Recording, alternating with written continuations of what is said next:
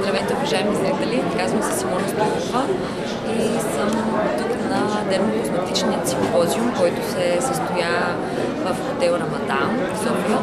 Запознах се с Саша Давидова, която беше така добра да ми даде много ценни насоки и добра консултация относно как да бъдем по-добри в рекламата. Аз представлявам фирма Medical Farm Health and Beauty ЕООД в България, която всъщност е бранда Филорга, лаборатория с Филорга. С Саша направихме една много полезна консултация, която беше доста полза.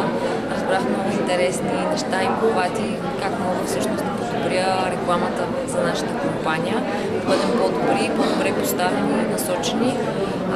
Много се радвам, че се запознахме с Саша Давидова и смятам, че консултацията, която получих, беше изключително полезна и наистина съветвам също така да се възползвате от тази услуга, която наистина беше много полезна.